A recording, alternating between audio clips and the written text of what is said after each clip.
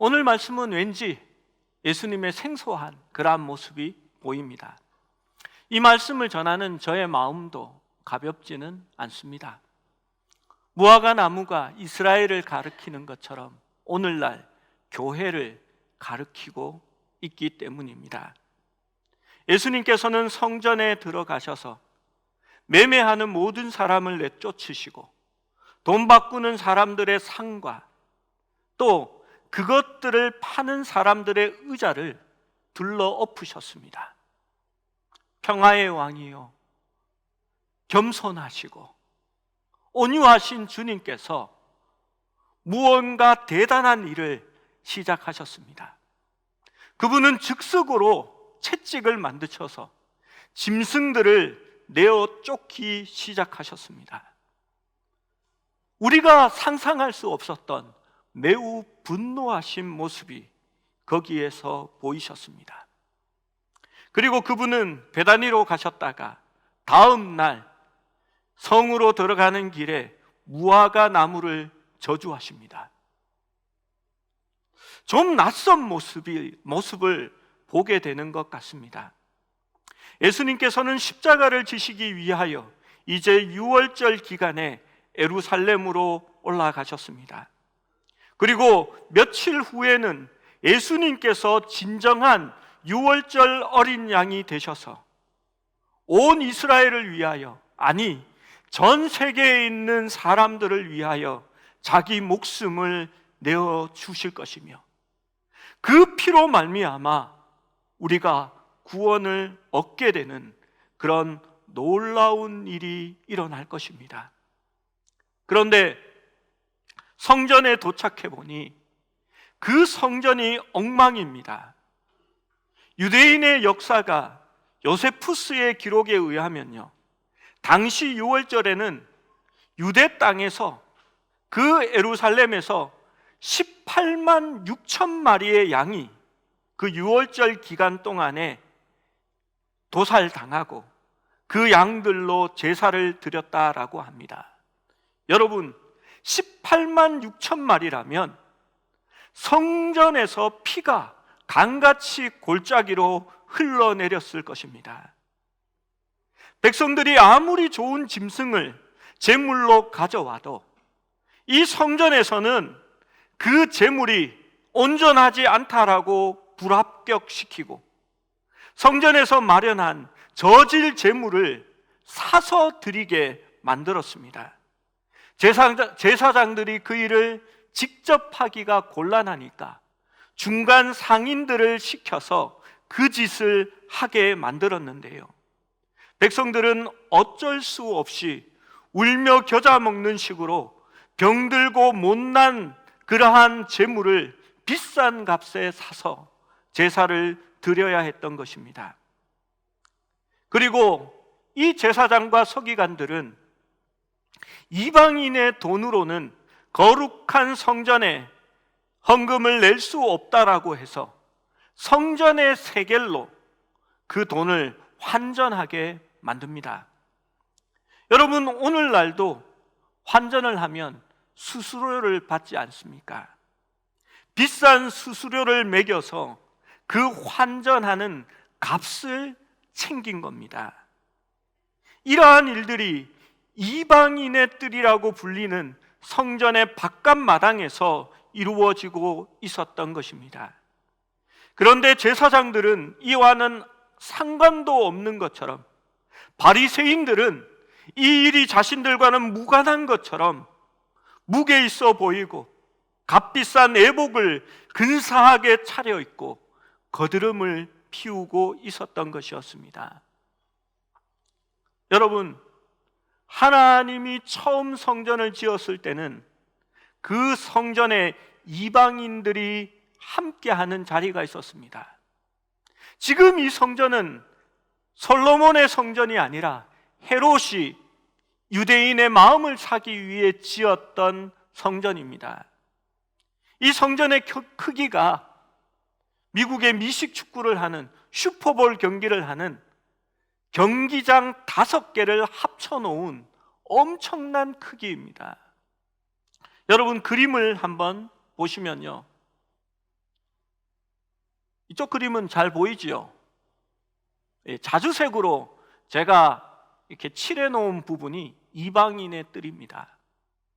오늘 예수님께서 행하신 일이 저곳에서 일어난 것입니다.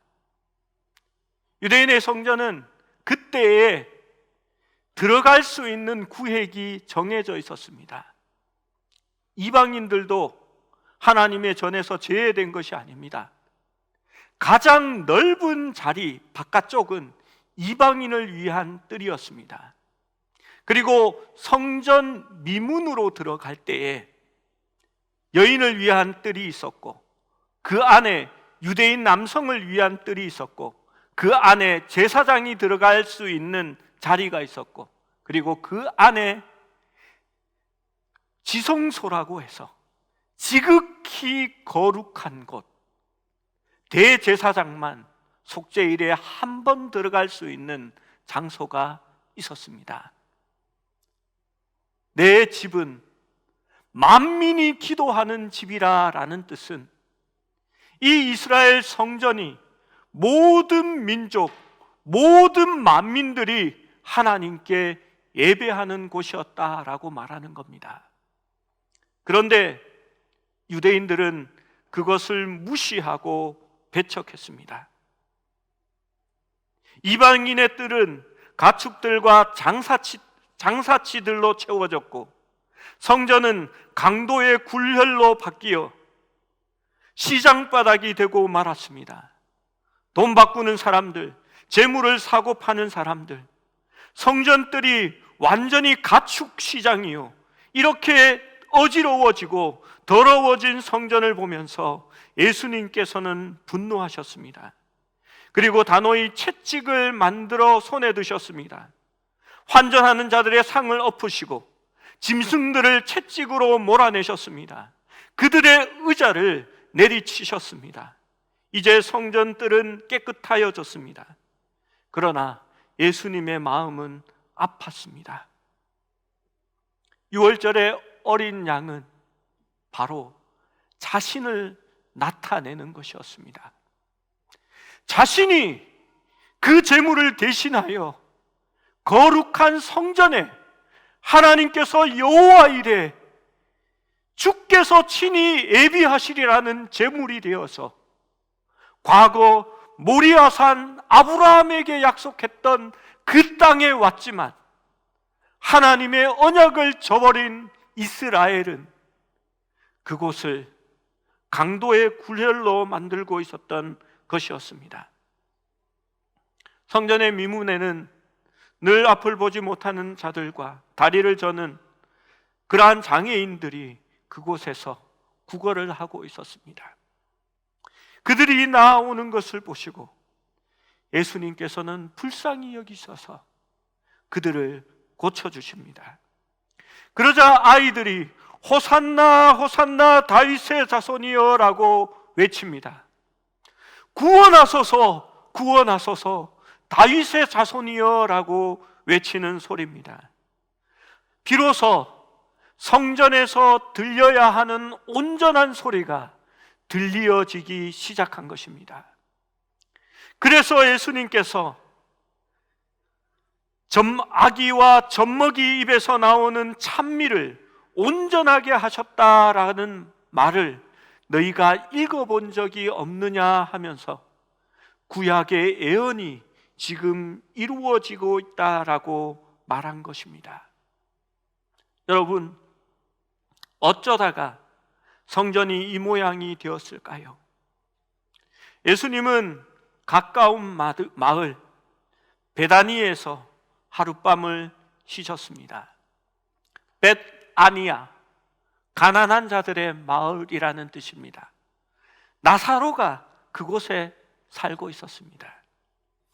예수님은 예루살렘에 몸을 뉘우시지 않고 베다니에 계시다가 다시 예루살렘을 향하여 올라가셨습니다.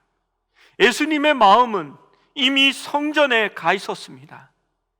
많은 사람들이 찾아갔다가 실망하는 저 성전, 하나님의 임재가 더 이상 보이지 않는 그 성전, 이제 하나님께서는 그 성전을 허물어 버리고 하나님께서 세우신 하나님께로 나아갈 새로운 성전을 만드실 요량이었습니다.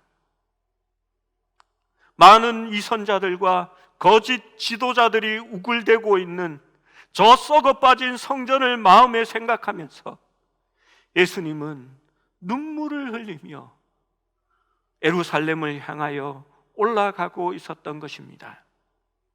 예루살렘 성전을 향하여 올라가는 도중에 무화과 나무를 보게 됩니다. 예수님께서는 시장하셨습니다. 그래서 무화과 나무에서 열매를 얻어 잠시라도 시장길을 끌 생각으로 가까이 갔으나 열매가 없었습니다. 여러분, 이스라엘에 있는 무화과, 그것은 좀 특별한 나무입니다. 키가 한 4m 정도 자라고, 그런데 넓이는 6m에 이르게 됩니다. 더 크면 9m까지 넓게 퍼지는 그러한 나무입니다. 보통 나무가 위로 많이 자라잖아요. 그런데 이 나무는 옆으로 퍼지는 그러한 나무입니다. 여러분, 사진을 보시면요, 저 나무가 한 50년 정도 된 무화과 나무라고 합니다. 굉장히 무성해 보이죠? 잎이 커서 다른 나무들보다는 더 무성하게 보이는 것이 무화과 나무의 특징입니다. 우리나라에도 해남, 목포 이쪽에 가면 무화과 나무가 많이 있습니다. 제가 어릴 적 살던 동네에도, 교회 마당에도 무화과 나무가 있었고요, 무화과 나무가 흔한 나무였습니다. 그런데 서울에는 잘 있지 않지요. 그런데 이 기후가 이상해져서요, 이제 서울에 무화과 나무나 감나무가 잘 자랍니다.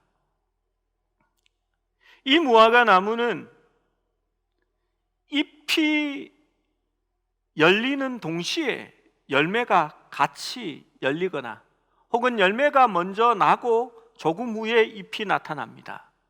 조금 이상한 행태를 가진 나무입니다. 무화과 나무는 1년에 2번 열매가 열립니다. 4월경에 1년 동안 묵은 나무 가지에서 그대로 열매가 생깁니다. 이 열매는 작고 떫고 먹을 만한 것이 못 됩니다. 그렇지만 시장한 사람들은 이 열매를 먹고 잠시 시장길을 면할 수 있었습니다. 그래서 오늘 말씀에 보면, 마가복음의 말씀의 병행본문을 보면 제철이 아니다라고 하면서 예수님이 무화과 나무 열매를 구하는 것을 볼 수 있습니다. 사람들이 이 말을 오해해서, 아니, 무화과 나무가 열릴 때가 아닌데 예수님이 무화과 나무를 왜 저주해? 라고 생각하지만, 진짜 좋은 열매가 맺힐 때가 아니라 가짜 열매, 작은 열매가 맺힐 때다라는 이야기입니다. 6월절은 6월달이죠. 그러면 4월경에 맺혔던 그 열매가 있어야 하는데 없었다는 이야기입니다. 무화과 나무는 9월달 정도 되면 진짜 큰 열매가 있게 됩니다. 이것은 새로 나온 가지에서 달린 열매입니다. 이 열매가 익으면 우리가 흔히 말하는, 그리고 마트에서 사 먹는 그러한 무화과 열매를 얻을 수 있습니다. 우리나라에서 나는 열매보다는 훨씬 더 달고 당도가 높은 그런 열매입니다. 여러분, 왜 무화과라고 하는지 아십니까? 없을무, 꽃화자, 과일과자, 그래서 꽃이 없는 과일이다 해서 무화과입니다. 사진을 한번 보시면요, 무화과 다 드셔보셨잖아요, 그렇죠? 못 드신 분이 많구나. 제가 다음에 이렇게 한 상자 사서 이렇게 하나씩 나눠드려야 될 것 같은데, 무화과의 단면이 저 사진과 같이 저렇습니다. 지금 저 무화과는 완전히 다 익어서 속에 보면 조그만한 씨앗들이 보이지요. 이미 씨앗이 생겨버린 열매입니다. 그런데 파란 무화과를 잘라보면 씨앗은 없고 그 열매 속에 꽃이 들어 있습니다. 작은 많은 꽃들이 열매 안에 들어가 있는 것입니다. 꽃이 없는 게 아니라 열매 안에 꽃을 넣어서 그렇게 자라는 나무입니다. 그래서 잎보다도 먼저 열매가 작게 생기는 거죠. 꽃눈이 맺힐 때에 이미 열매가 자라고 있는 것입니다. 여러분, 다음 사진을 한번 보십시오. 제가 부목사로 있던 교회에 무화과 나무가 있었습니다. 그래서 열매가 맺힐 때에 제가 언젠가 이 본문을 설교하면 자료로 쓰리라 하고 스마트폰으로 한 장 찍어 놨던 것을 갖다 붙였습니다. 여러분, 서울인데도 무화과가 잘 자라지요. 그런데 여러분, 눈여겨볼 것이 있습니다. 무화과 잎과 열매가 어떻게 자라는지 말입니다. 여러분, 앞에 있는 가지를 가만히 살펴보십시오. 잎 하나에 열매 하나를 맺습니다. 맞죠? 반응이 없으십니까? 더 크게 했었어야 됐나요? 예. 잎이 나는 자리 옆에 무화과 하나가 이렇게 달립니다. 여러분, 잎이 무성하면 어떤 생각을 하게 될까요? 열매도 센스가 대단해. 잎이 무성하면 열매도 많다고 생각하게 마련입니다. 여러분, 무화과에 있어서 잎들은 그것이 열매를 맺고 있음을 말해주는 것입니다. 그런데 예수님 앞에 있는 이 무화과 나무는 그렇지 못했습니다. 예수님께서는 그 나무를 저주하셨습니다. 마치 열매가 있는 양 무성한 잎을 자랑했지만 실상은 아무 열매도 가지고 있지 않았기 때문입니다.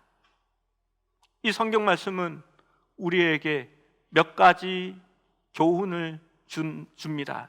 첫 번째로, 예수님께서는 이 열매 없는 무화과 나무를 저주하신 것이 무화과 나무의 모습과 성전이 너무나 닮아 있어서 그것을 교훈으로 삼으려고 했던 것입니다. 모든 것에는 하나님이 창조하실 때에 저마다의 목적과 하나님의 바람을 가지고 만드셨습니다. 여러분, 무화과 나무의 목적은 무엇이었을까요? 무화과 나무는 꽃이 피지 않습니다. 그래서 관상용으로 키우지 않습니다. 그렇다고 해서 무화과 나무는 높이 자라서 그늘을 깊게 들이워 주지도 않습니다. 무화과 나무는 정원수로 키우는 것도 아닙니다. 이 나무는 곱고 단단하고 치밀한 목재를 가지고 있어서 건축용으로 쓸 수 있는 목재로 사용되는 것도 아닙니다. 무화과 나무의 존재의 목적은 바로 열매인 것입니다. 여러분, 요즘 날씨가 덥습니다. 제가 잠깐 볼일을 보고 걸어갔다가 왔더니 너무 덥고 숨이 헉헉 막히더라고요. 어디 슈퍼에 생수 하나 먹을 데 없나 했더니 안 보입니다. 그래서 고마운 은행으로 들어갔습니다.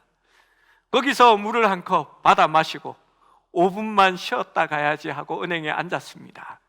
뻔뻔합니까? 그런데 은행에 에어컨이 세게 나오지 않아도 괜찮습니다. 은행은 냉방이 중요한 게 아니기 때문입니다. 은행에 돈이 없으면 그때 진짜 문제가 되는 겁니다. 여러분, 오아시스가 중요한 이유는 사막 속에서도 물이 있기 때문입니다. 물이 없다면 그것이 오아시스라고 말할 수 있겠습니까? 여러분, 하나님의 성전에 있어야 하는 것이 무엇이었을까요? 무화과 나무에는 무화과가 달려 있어야 합니다. 차라리 잎사귀라도 무성하지 않았다면 예수님께서 그렇게 화를 내시지 않았을 겁니다. 여러분, 성전에 들어갔는데 성전에 정작 있어야 할 하나님의 말씀과 하나님의 뜻, 찬양 소리가 그곳에 있지 아니하고 장사치들의 돈 노름이 거기에 존재하고 있었던 것이었습니다. 성전을 이용하여 사리 사욕을 취하면서도 거룩한 척 그러한 모습을 취하고 있는 이들을 향하여 주님께서는 화를 내시며 저주하는 경고를 보내신 것이었습니다. 잎만 무성한 무화과 나무처럼 겉으로는 경건의 모습을 자랑하면서도 실제로는 아무런 열매도 맺지 못하고 있음을 아시고 주님께서 그들을 저주한 경고였던 것이었습니다. 사랑하는 성도 여러분, 우리는 멸망의 자식이었고 구원과는 별 상관이 없는 이방인이었습니다. 이 땅에 하나님께서 이렇게 많은 선교사들을 보내서 그들의 목숨을 대가로 교회를 세워주셨고 그 하나님의 교회가 이 땅에 이렇게 많이 서 있는 것은 참으로 감사할 일입니다. 그런데 이 땅에 있는 많은 교회들을 향한 우리 주님의 본래 목적은 무엇이었을까요? 주님께서는 어떤 열매를 이 땅에 있는 교회들과 우리 수림교회에게 원하셨을까요? 우리는 이런 말을 종종 듣습니다. 홍수가 나면 정말 물밖에 없는 물천지가 되는데 정작 마실 물이 없어진다고 말합니다. 이것이 오늘날 교회를 두고 우리들이 하는 말이 아닙니까?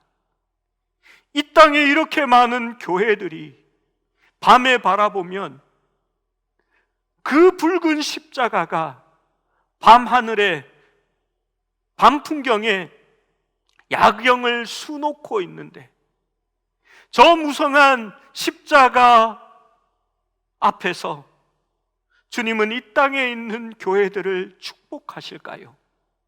아니면 잎만 무성하고 열매 없는 무화과 나무처럼 저주하고 경고하실까요?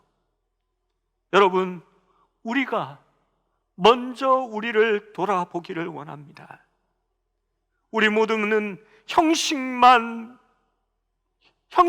가득하고 모양만 무성한 그러한 교회가 아니라 하나님의 참된 목적을 이루어가는 그런 교회가 될 수 있기를 하나님의 이름으로 축원합니다.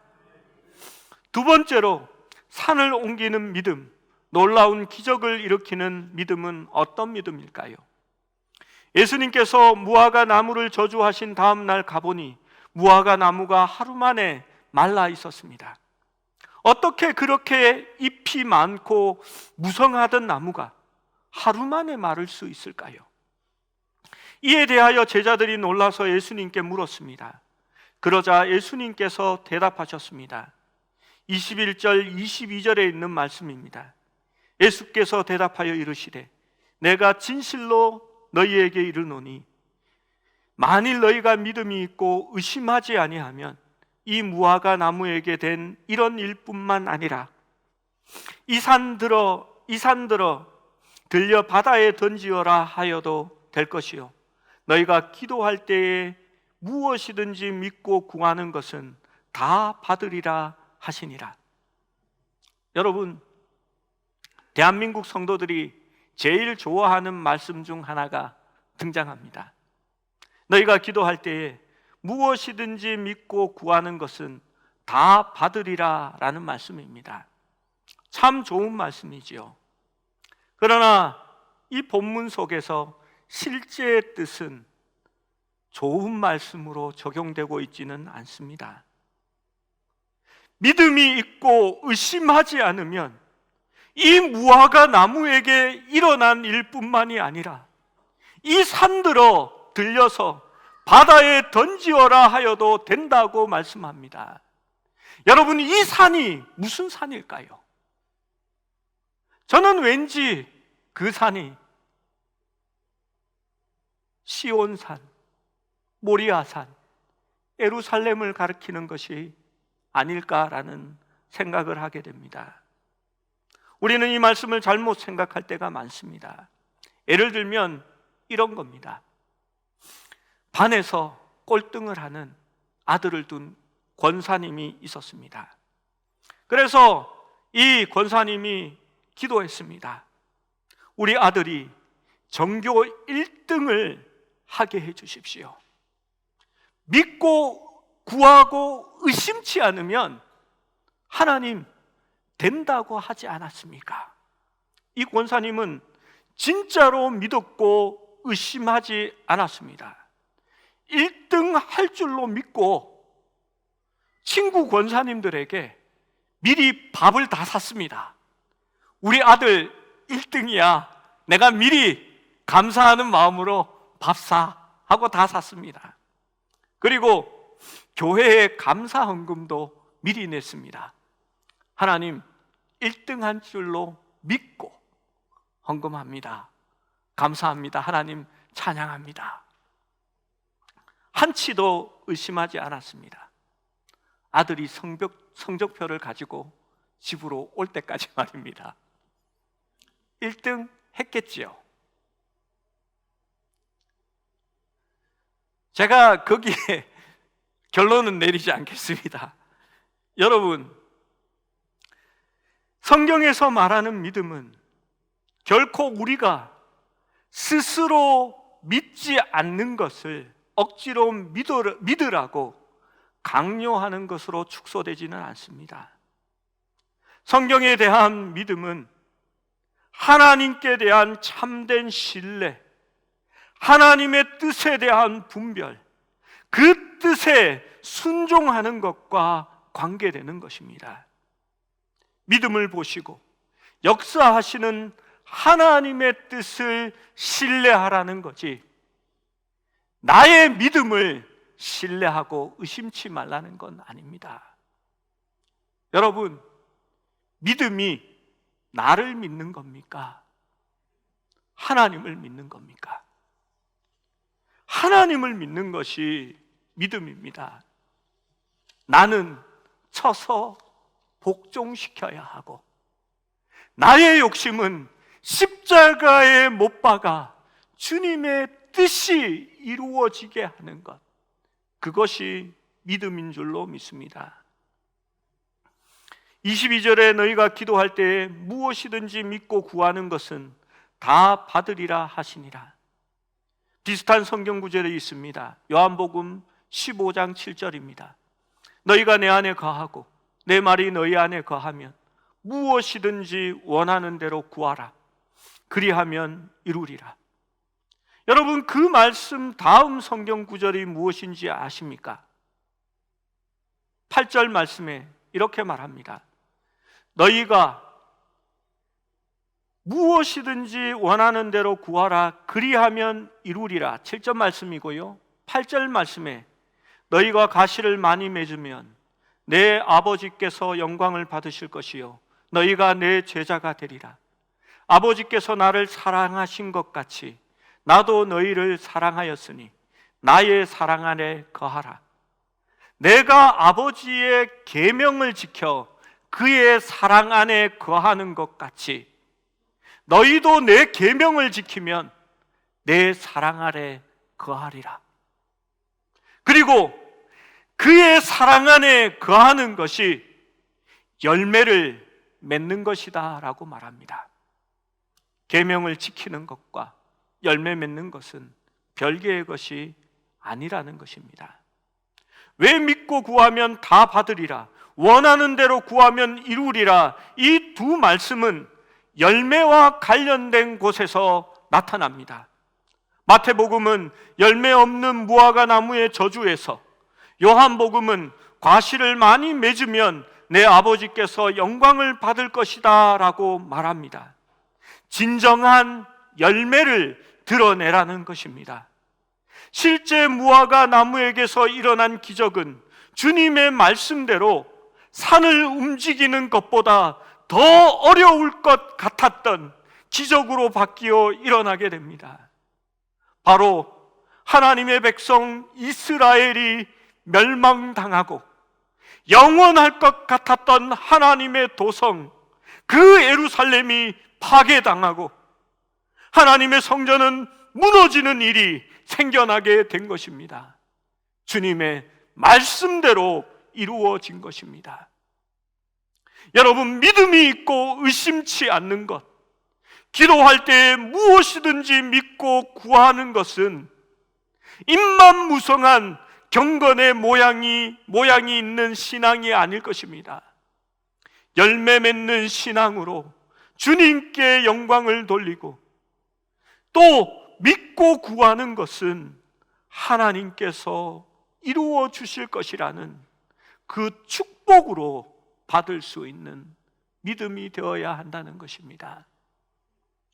믿음은 내가 원하는 삶을 살아가는 것이 아니라 하나님이 원하는 삶으로 나의 삶을 바꾸어 가는 것입니다. 말씀을 지키고 순종하고 살아가면 쉽지 않을 겁니다. 세상에서 따돌림 받을 수 있을 것입니다. 손가락 당할 수도 있을 것입니다. 너는 뭐 특별하다고 그렇게 요란스럽게 믿고 또 그렇게 살아가느냐고 말할지도 모르겠습니다. 그러나 믿음은 하나님을 신뢰합니다. 그래서 말씀대로 살아갈 수 있는 것입니다. 여러분, 온전한 열매 맺는 신앙, 그 믿음이 우리에게 존재한다면 주님이 원하시는 대로 이루어질 것입니다. 그 역사를 볼 수 있는, 그 역사의 삶이 우리 삶 속에서 이루어지는 그러한 신앙이 되기를 원합니다. 세 번째로, 주님은 교회인 우리에게 입만무성한 신앙이 아니라 열매 맺는 교회가 되기를 원하십니다. 정말 저주받아야 하는 사람들, 채찍으로 맞아야 하는 사람들은 제사장들과 바리새인들이었습니다. 주님은 제사장들 대신에 그들과 똑같은 모습을 하고 있는 열매 없는 무화과 나무를 저주하신 것입니다. 여러분, 학교에서 선생님들이 화가 나면 회초리로 책상을 쾅 때리기도 하고, 저희 때는 칠판에다가 이렇게 쫙 소리가 나게 이렇게 하시는 그런 선생님들이 있었습니다. 요즘은 그러면 또 안 되는지 모르겠습니다. 라떼 얘기입니다. 라떼 얘기. 여러분, 왜 그렇게 했을까요? 경고하는 겁니다. 니네들이 맞아야 할 것을 칠판이 대신 맞은 겁니다. 다음에는 니네들이 맞을지 모르니까 정신 차리고 말을 들으라는 겁니다. 예수님께서는 이제부터 영원토록 내가 열매를 맺지 못하리라 라고 말씀하십니다. 무화과 나무는 말씀대로 끝이 났습니다. 이것은 이스라엘에게는 일종의 최후 통첩이었습니다. 진실한 회개의 열매가 없으면 저주를 면치 못하리라는 최후 통첩이었던 것입니다. 왜 그럴까요? 주님은 오늘도 우리를 향하여 믿음에 합당한 열매를 찾고 계십니다. 입만무성한 나무가 아니라 적어도 그 입에 합당한 열매를 맺고 있는 믿음이 되기를 원하시고, 주님은 정말 간절한 심정으로 기다리고 계신 것입니다. 여러분, 죄송한 이야기지만 몇 년 전에 우리나라 제2작전 사령관 박모 씨 대장과 그 부인의 일 때문에 온 세상이 시끄러웠던 적이 있습니다. 그 기사 내용은 그가 새벽 기도에 가는 새벽 6시부터 밤 10시까지 말도 안 되는 집안일을 사병들에게 몸종 부리듯 시켰다는 내용입니다. 그런데 저도 그분을 잘 압니다. 그는 별 4개가 번쩍이는 군복을 입고 3,700만 복음화의 비전을 간증하고 다닌 사람이었습니다. 여러분, 입만 무성한 무화과 나무가 어디 이 사람뿐이겠습니까? 말씀을 날마다 강단에서 전하고 소리치지만 자신의 삶은 정작 말씀을 지키지 못하고 탐욕에 눈이 멀어가는 목사들이 없다고 말하지는 못합니다. 어음을 잔뜩 발행해서 고의로 사업 부도를 내고 이미 자신의 돈은 다 빼돌려 놓고 직원들의 임금은 나 몰라라 하는 장로 사장, 날마다 새벽 기도로 나의 믿음은 세상을 다 가진 것처럼 무성한 잎을 자랑하더니 돈 빌려 다 떼어먹고 도망간 권사. 여러분, 이러한 이야기를 들으면 여러분, 아이 설마 이렇게 말하십니까? 아니면 그래, 그때 누구가 그랬지 라고 생각하십니까? 여러분, 어쩌면 후자라고 생각합니다. 적어도 저는 그렇습니다. 이 땅에 교회가 그렇게 많고 밤에 보이는 야경 속에 붉은 십자가는 저렇게 빛을 발하고 있는데 세상에 아무런 영향도 끼치지 못하는 입만 무성한 교회와 성도들, 어쩌면 이런 열매 없는 무성한 잎이 우리의 현주소는 아닐까요?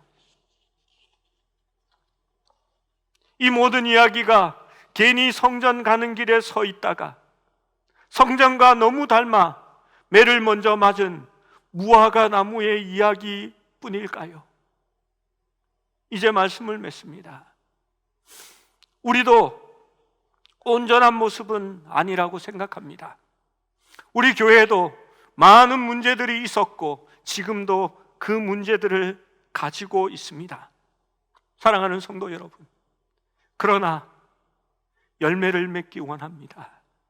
하나님 앞에서 바로 서는 교회가 되기를 원합니다. 그래서 노력하고 있습니다. 맥주 감사절 헌금을 작년부터 이웃을 돕는 데에 전액 사용하고 있고, 올해는 코로나 때문에 우리 교회도 헌금이 많이 줄었습니다. 그러나 하나님께 약속했기 때문에 전부를 돕는 데에 사용했습니다. 그리고 가장 어려울 때에 선교사님들을 돕는 일을 이제 시작했습니다. 비록 작은 금액이고 겨우 몇 명 안 되는 선교사님들일지 몰라도 우리는 이 일을 계속해서 넓혀 나갈 것입니다. 많은 사람들을 파송하고 그들이 세운 교회를 위하여 함께 기도하고 그 교회의 아픔들을 함께 나누고 공유할 수 있는 교회가 되기를 원합니다. 여러분, 최소한의 열매를 맺을 수 있는 하나님의 교회, 입만 있는 교회가 아니라 열매를 맺어가는 하나님의 교회가 되기를 원합니다. 하나밖에 없는 나의 생애를 거짓과 가식과 위선의 신앙으로 끝낼 수는 없지 않습니까? 겉으로 보기에는 무성한 잎을 가지고 있지만 그 속에는 열매 없는 신앙을 가지고 살아있으나 죽어져 버릴 가짜 믿음을 가지고 신앙생활을 할 수는 없습니다. 하나님이 우리를 만드신 목적, 그것은 열매를 맺고 그것으로 하나님께 영광을 돌리려 함이라라고 말씀하셨습니다. 사랑하는 여러분, 진짜 열매를 맺을 수 있는, 잎도 열매도 풍성할 수 있는 무화과 나무가 될 수 있기를 주님의 이름으로 축원합니다.